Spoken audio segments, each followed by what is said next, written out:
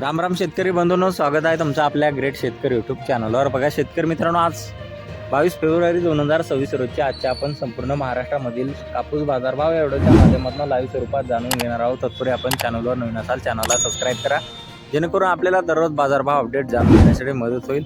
चला तर शेतकरी मित्रांनो, वेळ न घालवता व्हिडिओला सुरुवात करूया। शेतकरी मित्रांनो, कृषी उत्पन्न बाजार समिती अमरावती येथे अवकालेले 65 क्विंटल जास्तीत दर 7,600 रुपये क्विंटल, सर्वसाधारण दर 7,500 रुपये क्विंटल जात आहे लोकल कापूस।